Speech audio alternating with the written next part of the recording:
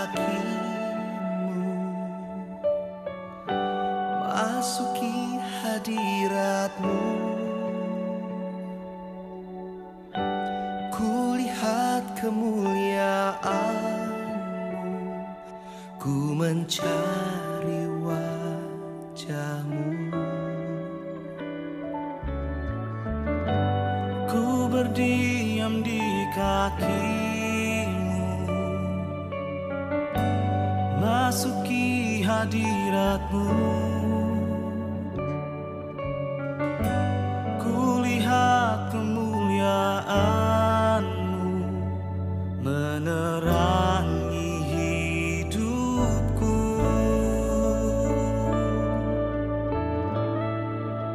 Segala yang ku ingini ku temukan di dalam-Mu. Kasih-Mu, cinta-Mu tak pernah berhenti. Segala yang ku ingini ku temukan di dalam-Mu. Kasih-Mu, cinta-Mu tak pernah berhenti.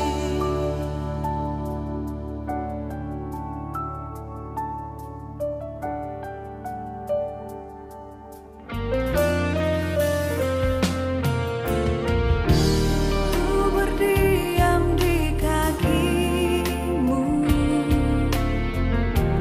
masuki hadirat-Mu. Kulihat kemuliaan-Mu, ku mencari wajah-Mu. Ku berdiam di kaki-Mu, masuki hadirat-Mu. Kulihat kemuliaan-Mu menerangi hidupku. Mari bersama-sama katakan di hadapan Tuhan. Segala yang ku ingini ku temukan di dalam-Mu. Kasih-Mu, cinta-Mu tak pernah berhenti. Haleluya. Segala yang ku ingini ku temukan di dalam-Mu.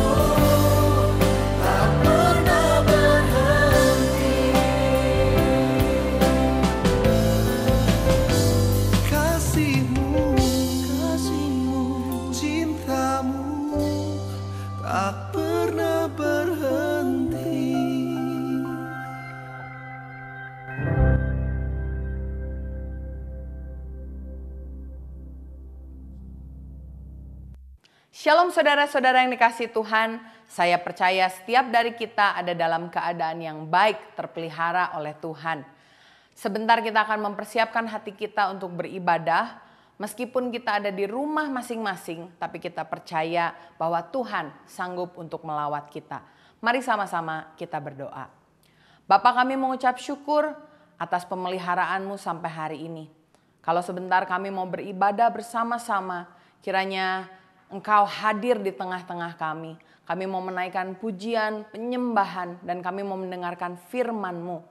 Biarkan Engkau yang berbicara kepada kami, sehingga kami bisa diberkati. Dan terlebih dari itu, kami bisa menjadi berkat buat orang lain.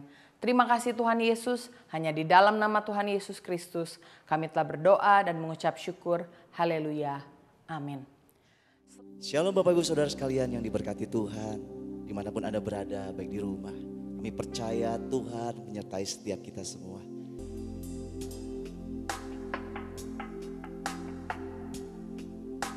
Engkau baik Tuhan. Kasih-Mu tetap abadi dalam kehidupan kami Tuhan.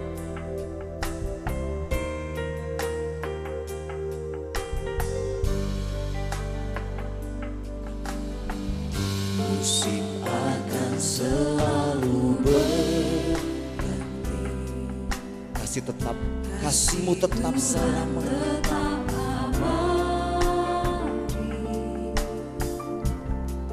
Tak akan berubah sampai selamanya. Ku tetap percaya. Ku yakin Tuhan memberkati. Kami percaya Engkau selalu melindungi kami. Burung di udara Tuhan pelihara. Karena sama-sama dengan iman katakan Tuhan selalu menolong. Tuhan selalu menolongku. Selalu menjagaku sehelai diramu, tak akan terjatuh tanpa seizin-Mu. Tuhan selalu menolongku, selalu menjagaku.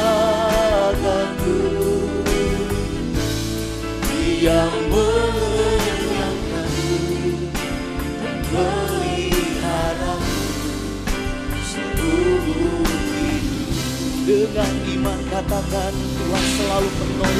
Tuhan selalu menolongku, selalu menjagaku sehelai rambut tak akan terjatuh tanpa seizin-Mu. Terima kasih Tuhan. Tuhan selalu menolongku, selalu menjagaku.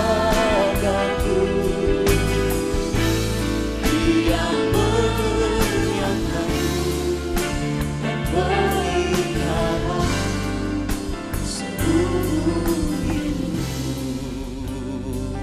lebih tinggi lagi katakan Tuhan selalu menolongku, selalu menjagaku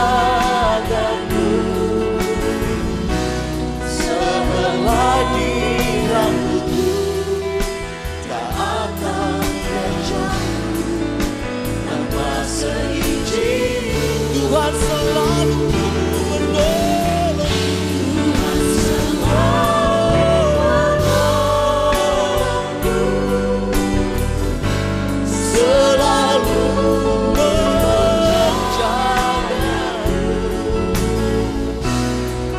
yang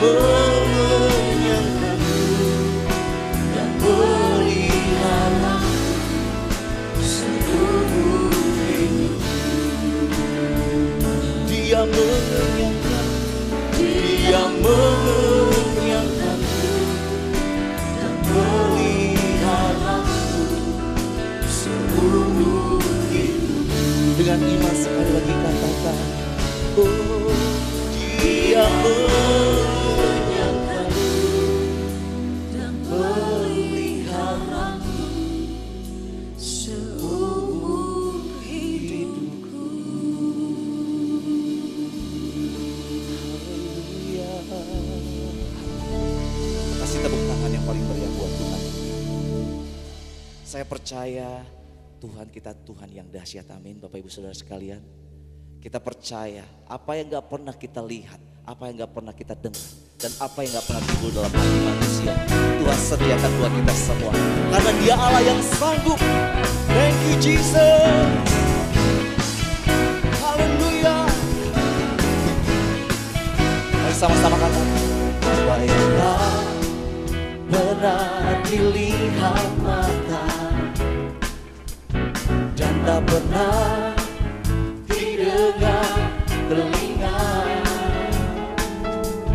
yang tak pernah timbul di dalam hati, semua disediakannya bagi yang mengasihi. Katakan sekali lagi dari awal, apa yang tak pernah dilihat mata dan tak pernah didengar telinga, yang tak pernah timbul di dalam hati, semua disediakannya bagi yang mengasihi Dia.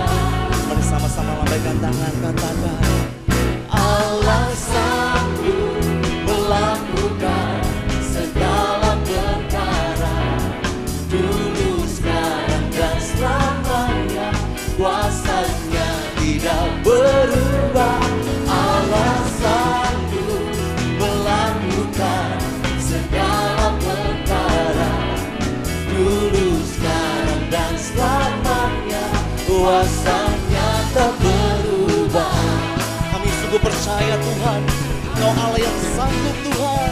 Mari sama-sama sekali katakan, apa yang tak pernah dilihat mata dan tak pernah didengar telinga,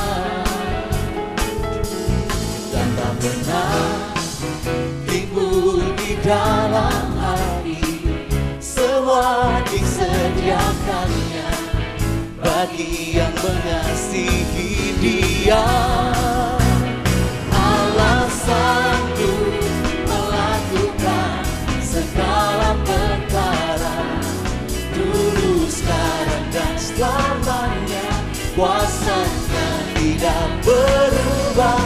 Allah sanggup melakukan segala perkara, dulu, sekarang, dan selamanya. Kuasanya tak berubah.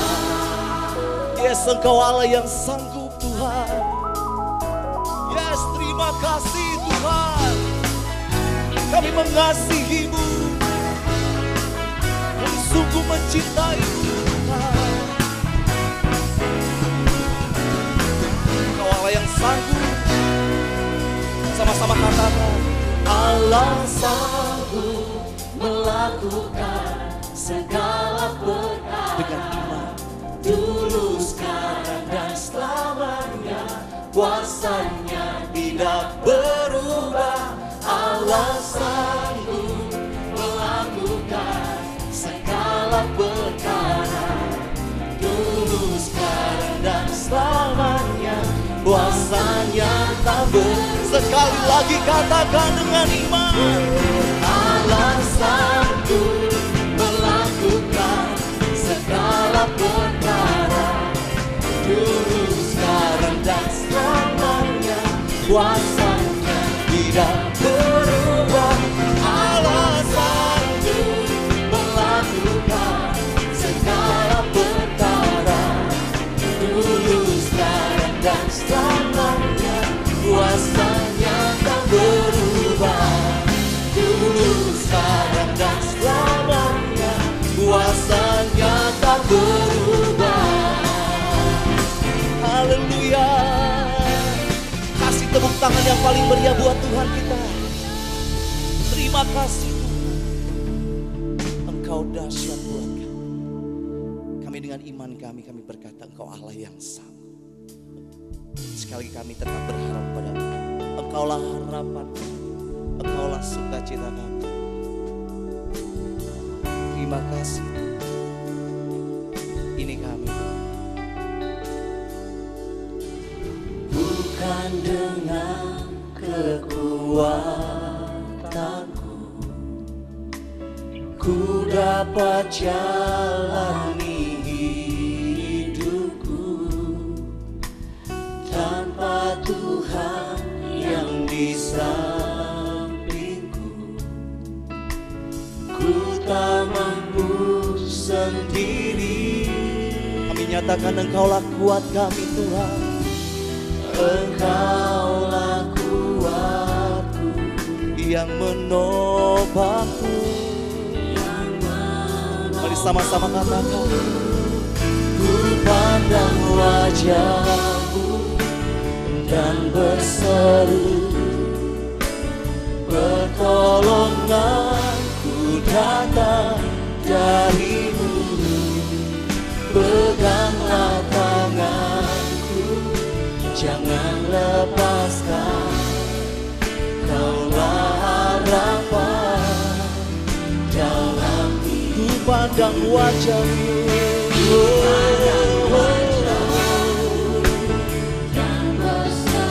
Pertolongan setiap kami datangnya dari Tuhan. Dengan iman kami percaya Tuhan. Pegang setiap kami Tuhan. Jangan Engkau lepaskan dalam hidupku. Lebih tinggi lagi katakan.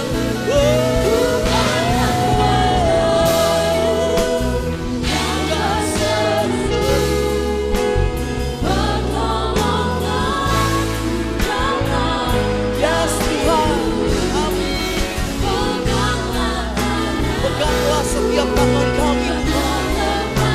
Kaulah harapan, Kaulah harapan. Sekali lagi katakan. Ku pandang wajah-Mu dan berseru, pertolonganku datang dari-Mu.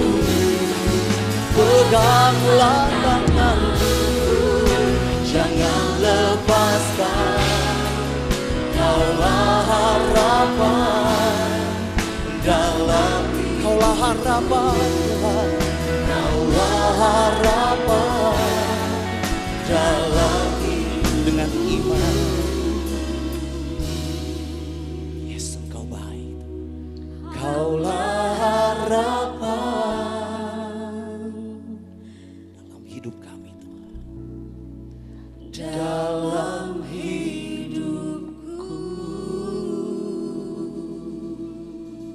Sebelum kita mendengarkan firman Tuhan yang dibawakan oleh hambanya Pendeta Dr. Rubin Adi Abraham, mari saya undang untuk kita sama-sama berdoa dan mempersiapkan hati kita. Terima kasih Tuhan Yesus buat waktu di mana kami boleh memuji menyembah Engkau. Sebentar kami mau mendengarkan sebagian dari firman-Mu, kiranya Engkau yang berbicara melalui hamba-Mu. Sucikan dan kuduskan hamba-Mu juga kami semua, sehingga kami bisa diberkati oleh firman-Mu dan kami bisa merasakan kuasa kebangkitan yang membawa kami keluar daripada kesedihan dan kekecewaan. Terima kasih Tuhan, kami mempersiapkan hati kami hanya di dalam nama Tuhan Yesus Kristus. Haleluya, amin. Selamat mendengarkan. Shalom saudaraku, senang sekali bisa berjumpa dengan Anda pada hari ini dan saya percaya setiap orang yang membuka hati untuk kebenaran firman, dia akan diberkati oleh Tuhan. Hari ini saya akan menyampaikan firman dengan judul Bangkit dari Kekecewaan. Saya ingin bacakan firman Tuhan dari Yohanes 20 ayat 24 sampai 29, demikian bunyinya. Tetapi Thomas, seorang dari ke-12 murid itu yang disebut Didimus, tidak ada bersama-sama mereka ketika Yesus datang ke situ. Maka kata murid-murid yang lain itu kepadanya, kami telah melihat Tuhan. Tetapi Thomas berkata kepada mereka, sebelum aku melihat bekas paku pada tangannya dan sebelum aku mencucukkan jariku ke dalam bekas paku itu dan mencucukkan tanganku ke dalam lambungnya, sekali-kali aku tidak akan percaya. 8 hari kemudian murid-murid Yesus berada kembali dalam rumah itu dan Thomas bersama-sama mereka. Sementara pintu-pintu terkunci, Yesus datang dan ia berdiri di tengah-tengah mereka dan berkata, damai sejahtera bagi kamu. Kemudian ia berkata kepada Thomas, taruhlah jarimu di sini dan lihatlah tanganku.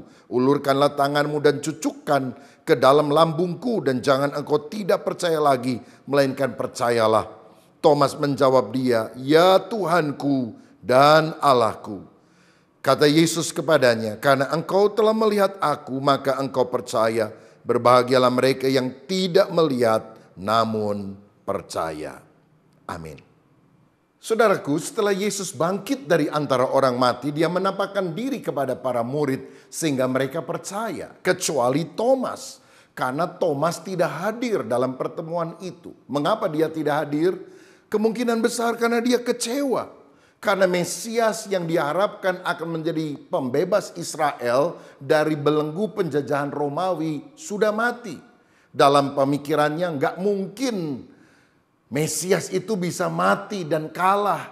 Apalagi dia disalibkan di atas bukit Golgota. Saudara, saya melihat di sini orang bisa kecewa seperti Thomas karena beberapa alasan. Yang pertama, kita bisa kecewa kalau kita memiliki harapan yang tidak menjadi kenyataan. Perasaan kecewa Thomas itu juga dialami oleh murid yang lain. Misalnya dalam Lukas 24 ayat 19 sampai 21 ada 2 orang murid yang berjalan ke Emmaus. Dan ketika Yesus bertanya kepada mereka, waktu itu mereka belum sadar itu adalah Yesus. Maka dikatakan demikian, kata Yesus kepada mereka, apakah itu? Jawab mereka, apa yang terjadi dengan Yesus orang Nazaret? Dia adalah seorang nabi yang berkuasa dalam pekerjaan dan perkataan di hadapan Allah dan di depan seluruh bangsa kami. Tetapi imam-imam kepala dan pemimpin-pemimpin kami telah menyerahkan dia untuk dihukum mati dan mereka telah menyalibkannya. Padahal kami dahulu mengharapkan bahwa dialah yang datang untuk membebaskan bangsa Israel. Nah, pemikiran semacam inilah yang menjadikan mereka kecewa. Mereka mengharapkan Yesus menjadi raja duniawi yang akan membebaskan dari penjajahan Roma. Saudara, dari sini kita tahu bahwa pikiran dan kehendak kita manusia seringkali berbeda dengan pikiran dan kehendak Tuhan. Dan kalau kita mengharapkan sesuatu yang berbeda dengan rancangan Tuhan, tentu kita bisa kecewa. Akibat kecewa, orang bisa memberikan respon yang negatif dalam kehidupan ini. Dia bisa jengkel, dia bisa marah kepada manusia, bahkan dia bisa marah kepada Tuhan. Dan ini akan mempengaruhi kesehatan, baik secara fisik, mental, dan juga spiritual. Saya pernah mendengar kisah ada seorang gadis yang sudah hampir menikah, bahkan dia dibantu oleh teman wanitanya menulis surat undangan kepada orang-orang yang mereka akan undang pada pernikahan itu. Ternyata saudara, calon suaminya lari dengan siapa? Dengan teman wanita yang bantu dia menulis kartu undangan tersebut. Betapa hancur kecewa hatinya, dia sakit hati, dia marah, dia nggak mau ke gereja. Dia menyalahkan bukan hanya manusia, dia menyalahkan Tuhan. Karena apa? Harapan yang tidak menjadi kenyataan. Saya tidak tahu kondisi saudara seperti apa sekarang. Tapi kalau engkau mengalami hal semacam ini, engkau sedang mengalami kegoncangan seperti Thomas. Yang kedua, kenapa Thomas bisa kecewa? Dan berkaca dari kehidupan Thomas, kita juga harus mengerti apa penyebab kekecewaan. Yang kedua, karena dia memisahkan diri dari persekutuan. Dia tidak menggabungkan diri dengan persekutuan anak-anak Tuhan, orang-orang yang percaya. Saudara-saudara, dia menyendiri. Sebetulnya kalau kita menyepi untuk me time, memiliki waktu bagi diri kita sendiri, itu oke. Tapi ini kan beda. Dia menyendiri karena patah hati, karena salah paham, karena persepsi negatif, karena harapan yang tidak terpenuhi. Dan ini berbahaya. Hari-hari ini ketika wabah virus corona merebak di mana-mana, kita wajib melakukan physical distancing. Kita harus jauh dalam jarak antara satu dengan yang lain. Itu oke, supaya tidak terjadi penularan virus ini. Tetapi kita juga harus sadar bahwa hati kita tidak boleh menjauh dari keluarga, tidak boleh menjauh dari hubungan dengan saudara-saudara seiman. Kita justru harus saling menguatkan satu dengan yang lain. Kita harus belajar telepon satu dengan yang lain. Mungkin pakai WhatsApp, tanya keadaan orang lain. Kalau saudara biasa ikut kelompok sel, tetap lakukan kelompok sel secara online dengan anggota-anggota kelompok sel saudara. Bahkan di rumah, adakanlah mesbah doa keluarga. Supaya iman kita tetap terjalin kepada Tuhan dan relasi kita dengan orang lain juga menjadi baik. Ibrani 10 ayat 25 berkata, janganlah kita menjauhkan diri dari pertemuan-pertemuan ibadah kita seperti yang dibiasakan oleh beberapa orang, tetapi marilah kita saling menasehati dan semakin giat melakukannya menjelang hari Tuhan yang mendekat. Kalau virus ini sudah berlalu, maka kita harus berkumpul lagi dengan saudara seiman, baik di dalam ibadah umum, baik di dalam kelompok sel, dan kita mendapatkan kekuatan satu dengan yang lain. Dalam situasi darurat, tentu kita harus lakukan secara online. Tetapi yang jelas, jangan ada jarak antara kita dengan Tuhan ataupun kasih kepada sesama menjadi tawar. Yang ketiga, mengapa Thomas dan orang banyak bisa kecewa? Pertama, karena memiliki harapan yang tidak menjadi kenyataan. Yang kedua, karena memisahkan diri dari persekutuan orang percaya. Dan yang ketiga, karena Thomas menuntut bukti. Lihat dulu baru percaya. Mestinya sebagai anak Tuhan, kita ini percaya dulu baru melihat. Percayalah kepadaku, kata Tuhan, maka engkau akan melihat kemuliaan Allah. Nah saudara-saudara, seringkali dalam kesulitan kita bertanya, why me Lord? Kenapa mesti saya yang mengalami hal ini? Kenapa orang tua saya mati karena COVID-19? Kenapa usaha saya menjadi bangkrut begini? Karena seluruh rencana berantakan semuanya. Ada yang mau menikah, batal gara-gara virus ini mulai merebak di mana-mana. Dan itu menghancurkan hatinya. Dan seringkali dalam situasi semacam ini kita berkata, Tuhan jelaskan, mengapa engkau melakukan ini kepada saya? Nah, sebetulnya sikap demikian adalah sikap arogan. Tuhan adalah Allah yang berdaulat. Yang ketika bekerja, bertindak, dia tidak perlu minta persetujuan kita. Atau bahkan dia tidak perlu menjelaskan kenapa hal itu dia kerjakan. Ingatlah saudara, kalau kita menuntut Tuhan berkata, ayo jelaskan. Seakan-akan kita menarik Tuhan turun dari sorga, mendudukkan di kursi pesakitan, narapidana. Dan kemudian kita menghakimi dia. Ayo jelaskan, kenapa kamu lakukan ini kepada saya? Siapa kita? Kita manusia yang terbatas. Dia melakukan apa saja menurut maunya. Ingat ini saudara. Kita tidak hidup dari penjelasannya Tuhan. Tapi kita hidup dari janjinya Tuhan. Sebab walaupun dijelaskan, seringkali kita tidak mengerti. Atau bahkan tidak mau ngerti. Tapi percayalah, Tuhan berjanji bahwa masa depan untuk kita adalah masa depan yang penuh dengan harapan. Pencobaan yang kita alami adalah pencobaan biasa yang tidak melebihi kekuatan kita. Dia akan memberikan jalan keluar supaya kita bisa mengatasi semuanya itu. Saudara-saudara, mari kita belajar untuk percaya janji Tuhan, kemuliaan Tuhan, kemenangan. Jangan lihat masalah ini. Aduh, ini masalah sampai kapan ya berakhir? Kita tidak tahu.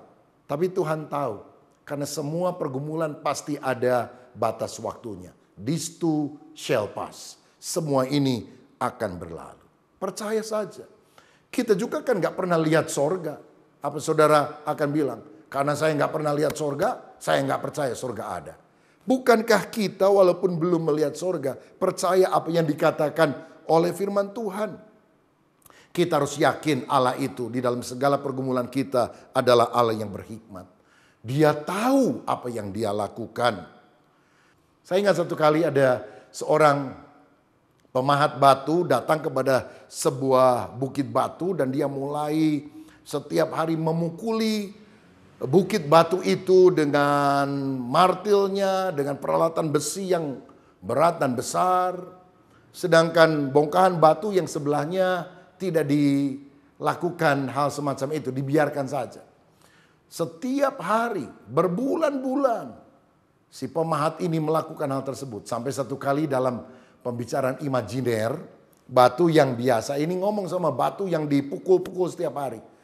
Teman, kamu tahu nggak kenapa orang itu begitu jahat tiap hari datang dari pagi sampai sore, memukuli kamu dengan palunya, dengan martilnya.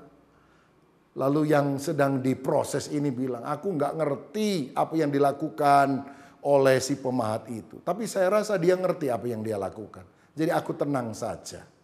Saudara-saudara, mari kita belajar untuk percaya bahwa walaupun kita belum mengerti, tetapi kita tidak perlu menuntut bukti terlebih dahulu. Percaya saja rencana Tuhan, pikiran Tuhan, kehendak Tuhan lebih luar biasa daripada pikiran dan kehendak kita.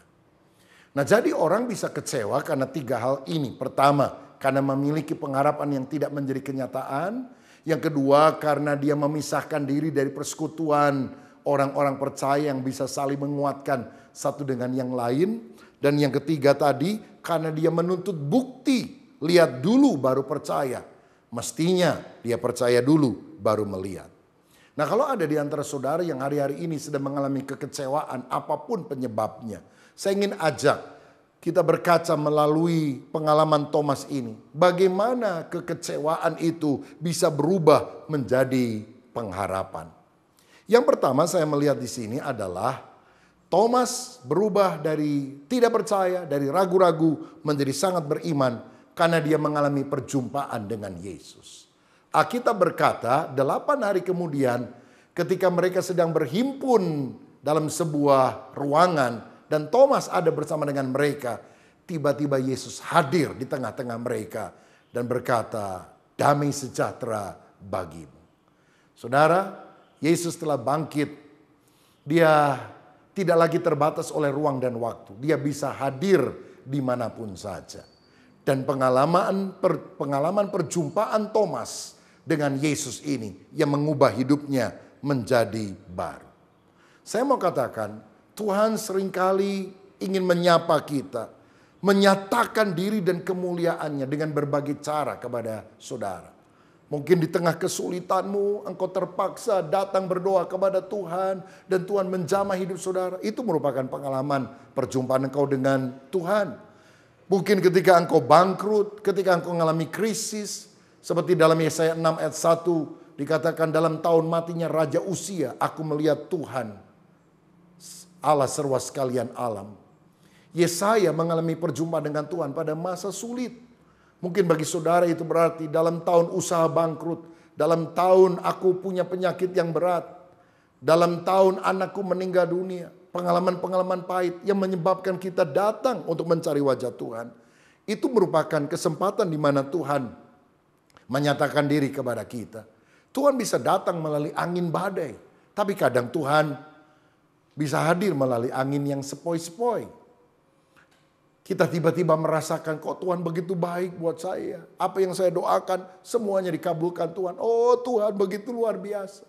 Kita juga bisa mengalami perjumpaan dengan Dia.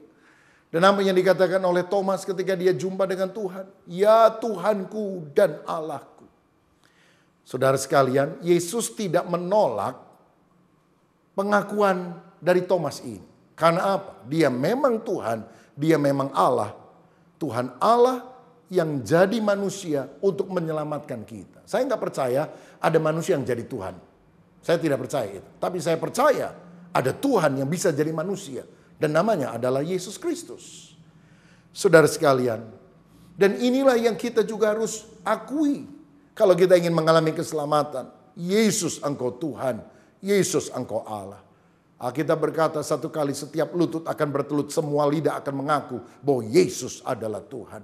Dan itulah titik balik yang menyebabkan kekecewaan kita berubah menjadi pengharapan. Saudara, hidup Thomas dipulihkan ketika dia mengalami perjumpaan dengan Tuhan. Ada satu hal yang penting di sini. Sebetulnya Thomas itu adalah murid yang setia mengiring Yesus bertahun-tahun. Hanya dalam beberapa hari setelah kematiannya saja dia tidak percaya. Dia ragu-ragu. Tapi kan hanya kurun waktu 8 hari setelah pernyataan Yesus yang pertama untuk membuktikan dia bangkit kepada para murid. Dia hadir lagi dan akhirnya Thomas percaya. Istilahnya cuma 8 hari, 10 hari lah. Paling lama Thomas tidak percaya. Tapi seringkali kita melabeli Thomas sebagai murid peragu, murid yang tidak percaya. Saya mau katakan bahwa keraguan itu hanya sebuah peristiwa, bukan sebuah pengalaman yang menetap dalam kehidupan kita. Jangan izinkan orang melabeli saudara. Kamu orang gagal, kamu orang sial. Kita bisa gagal, tetapi kegagalan itu sebuah peristiwa saja. Hari ini kita gagal, besok tidak akan gagal lagi. Jangan biarkan orang mencap kita, melabeli kita sebagai orang gagal, sebagai orang peragu, sebagai orang yang tidak percaya. Ketika kita jumpa dengan Tuhan, Tuhan akan memulihkan kehidupan kita menjadi baru. Yang kedua, saudara sekalian, bagaimana supaya kekecewaan berubah menjadi pengharapan? Kita harus meyakini Tuhan punya rencana yang indah dalam kehidupan kita. Ini juga yang dialami oleh Thomas. Dia tersungkur, dia berkata, ya Tuhanku, ya Allahku. Dia menjadi percaya sekarang kepada Tuhan. Ternyata Tuhan menepati apa yang dia janjikan sesuai dengan kehendak dan rencananya. Bukankah sebelum Yesus disalib dia pernah berkata anak manusia harus menderita, mati, dan kemudian bangkit pada hari yang ketiga. Dia selama ini tidak percaya. Tapi kemudian sekarang dia meyakini Tuhan menggenapi janjinya karena Tuhan punya rencana yang indah. Saudara, saya mau katakan, seringkali dalam kesulitan Tuhan tampaknya diam dan tidak melakukan apa-apa. Pada sebetulnya dia sedang bekerja di dalam kesenyapannya. Saudara-saudara, ketika Yusuf dijual sebagai budak ke Mesir, tampaknya Tuhan diam. Mungkin Yusuf mencerit-cerit, Tuhan tolong saya. Tuhan tampaknya tidak menolong. Tetapi akhirnya kita tahu justru karena dia ada di Mesir, dia bisa menolong orang-orang Israel dari kesulitan, dari bencana, kelaparan. You sold me, but God sent me. Engkau menjual aku sebagai budak, tapi sebetulnya Tuhanlah yang mengutus aku ke sini. Bukankah Tuhan bekerja ketika dia dengan senyap tampaknya tidak melakukan apapun? Ketika saudara menghadapi tantangan dan kau tidak mengerti apa yang terjadi, ingatlah Tuhan punya rencana yang baik dalam hidup saudara. Ingat rumus ini. Guru selalu berdiam diri ketika ujian sedang berlangsung. Sekali lagi, guru selalu berdiam diri ketika ujian sedang berlangsung. Tetapi guru yakin kalau muridnya mempelajari dengan seksama apa yang pernah dia ajarkan, murid itu pasti akan bisa menyelesaikan soal tersebut. Jadi kalau Tuhan diam, bukan berarti dia benci kita. Dia percaya, ayo anakku, aku selalu menyertai engkau. Kamu pasti bisa menyelesaikan semua masalah ini. Saudara-saudara, jadi kalau kita hari-hari ini mengalami kesulitan dalam kehidupan kita, seperti Thomas yang kecewa, seperti Yusuf yang menjerit, kenapa Tuhan tidak tolong saya? Percayalah, sebetulnya rancangan Tuhan adalah rancangan yang sangat indah. Dalam Roma 8 ayat 28 dan 29 firman berkata, kita tahu sekarang bahwa Allah turut bekerja dalam segala sesuatu untuk mendatangkan kebaikan bagi mereka yang mengasihi Dia, yaitu bagi mereka yang terpanggil sesuai dengan rencana Allah. Tuhan bekerja untuk mendatangkan kebaikan. Tapi kebaikan di sini jangan diartikan sebagai kenyamanan, rumah besar, mobil mewah, kekayaan, kemakmuran yang luar biasa. Bukan demikian. Yang dimaksudkan kebaikan di sini langsung dijelaskan oleh ayat berikutnya, ayat 29. Sebab semua orang yang dipilihnya dari semula, mereka juga ditentukannya dari semula untuk menjadi serupa dengan gambaran anaknya, supaya ia anaknya itu menjadi yang sulung di antara banyak saudara. Apa kebaikan yang Tuhan maksudkan? Supaya karakter kita menjadi serupa seperti Yesus. Jadi yang Tuhan ingin bukan rumahmu yang tambah baik, tapi pribadimu yang lebih baik. Bukan mobilmu yang tambah baik, tapi karaktermu yang bertambah baik. Karir akan berakhir di lubang kubur, tapi karakter akan kita bawa di dalam kekekalan. Jadi kesulitan merupakan proses Tuhan untuk menyebabkan kita memiliki karakter ilahi. Saudara sekalian, Ayub pernah berkata, sebab Tuhan tahu jalan hidupku. Seandainya ia menguji aku akan timbul seperti emas. Tahukah saudara, seorang pandai emas, untuk memisahkan emas itu menjadi murni, terpisah dari perak, terpisah dari perunggu, maka dia harus menambahkan satu cairan yang namanya flux. Dan kemudian dia harus panaskan sampai semuanya terpisah dan hanya sisanya emas murni. Berapa derajat Celcius panas yang harus dicapai supaya emas itu benar-benar dimurnikan? Bukan 100 derajat Celcius. Itu membuat air jadi panas, tapi emas belum murni. Tahukah saudara? Bukan 100 derajat, bukan 1000 derajat, tapi 1064 derajat Celcius. Dan kalau sudah mencapai titik pemurnian tersebut, pasti apinya akan dimatikan. Setiap masalah akan punya batas waktu. Dan kalau Tuhan izinkan kesulitan datang, percayalah Tuhan punya rencana yang indah. Mungkin kita nggak ngerti, tapi yakinlah Tuhan punya rencana yang indah, yang baik untuk memurnikan kita. Hari-hari ini di tengah wabah corona, Tuhan sedang mengajar kita untuk merendahkan diri di hadapan Tuhan, bertobat dari segala dosa kita. Kita menyadari bahwa kekayaan tidak menjamin, kedudukan tidak menjamin. Kita semuanya harus minta kemurahan hati Tuhan. Kita harus membarui batin kita di hadapan Tuhan. Karakter kita yang tidak baik harus disingkirkan, diganti dengan karakter ilahi. Itu sebabnya ketika saudara masih berada dalam situasi stay at home, jangan marah-marah kepada keluargamu, berantem, bertengkar. Ingat, karaktermu sedang dibentuk oleh Tuhan. Karena Tuhan punya rencana yang indah untuk mendatangkan kebaikan supaya karakter kita menjadi serupa seperti Kristus. Jadi saudara sekalian, bagaimana caranya supaya kita bisa mengubah kecewa menjadi harapan? Yang pertama, kita harus mengalami perjumpaan dengan Yesus. Mengaku Yesus adalah Tuhan dan Allahku. Yang kedua, kita harus meyakini Tuhan punya rencana yang indah di dalam kehidupan kita. Walaupun semula kita tidak mengerti seperti Thomas. Jangan biarkan kita pahit hati kecewa. Percayalah, Tuhan pasti akan menggenapi janjinya dan rancangannya dalam hidup saudara. Dan yang ketiga, bagaimana supaya kita bisa mengubah kekecewaan menjadi pengharapan? Kita harus mengabdikan diri kepada Tuhan. Saudara, Thomas ragu hanya beberapa hari. Tetapi setelah itu dia kembali mengabdikan dirinya kepada Tuhan. Dia tidak lagi fokus kepada diri, lalu dengan negatif memikirkan, aku rugi ikut Yesus, ternyata Yesus mati. Tapi ketika dia fokus kepada Tuhan dan rencananya, dia berkobar-kobar kembali. Alkitab mencatat bahwa Thomas mengikut Yesus dengan setia sampai selama-lamanya, seumur hidupnya. Kisah Rasul 1 ayat 13 dan 14 menunjukkan bahwa Thomas ikut berdoa, bertekun dengan 120 orang murid di loteng Yerusalem. Saudara-saudara, kalau kita sungguh-sungguh ingin kuat di dalam Tuhan, mengubah kekecewaan menjadi pengharapan, tekunlah berdoa, tekunlah menanti-nantikan Tuhan, seperti yang juga dilakukan oleh Thomas.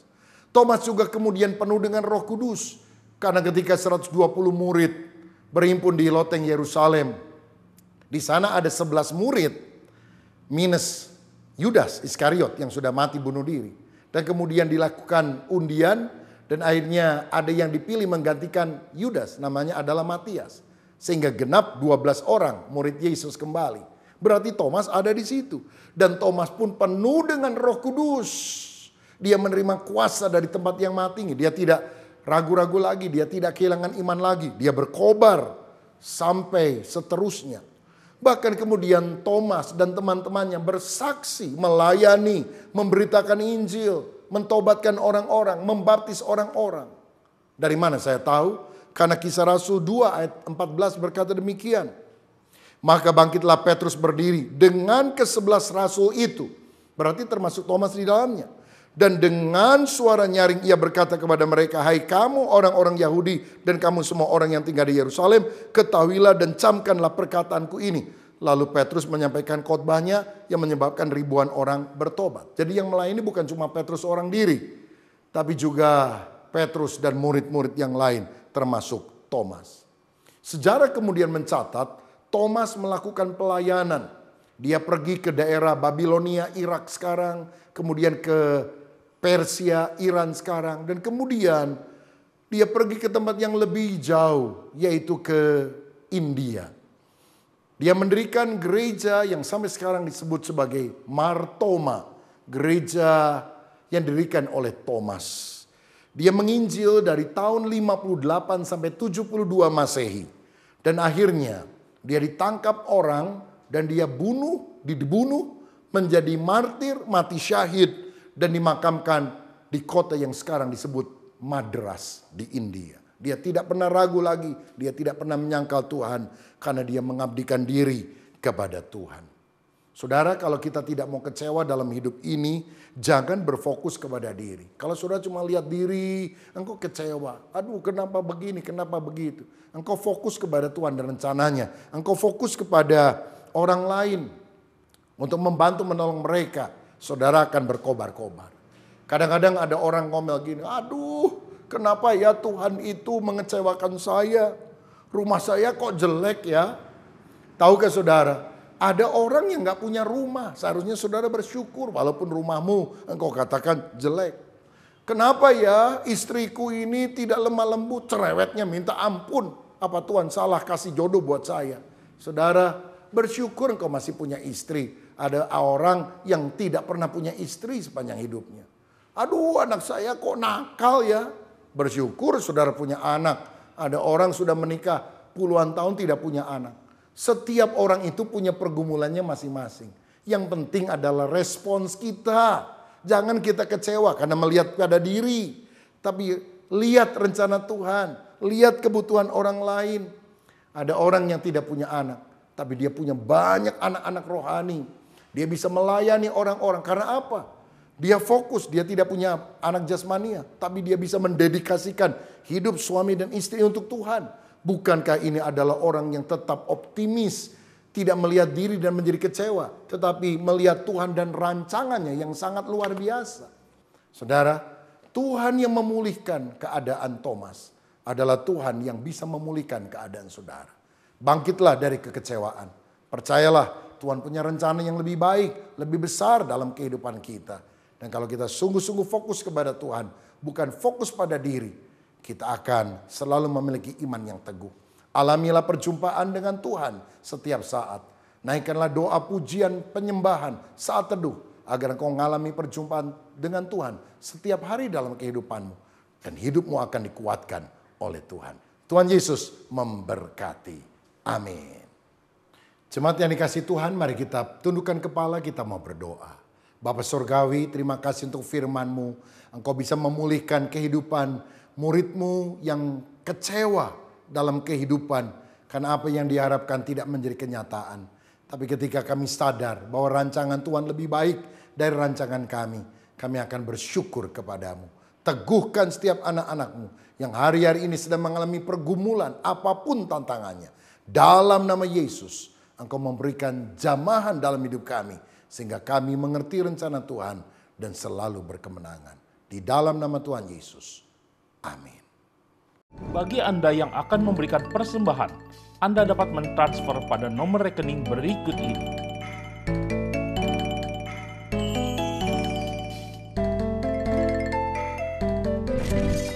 Ikutilah Mesbah Keluarga bersama Pendeta Dr. Rubin Adi Abraham dan keluarga secara live setiap hari Senin hingga Sabtu jam 5 sore. Anda dapat mengikutinya melalui Instagram, Facebook, dan YouTube.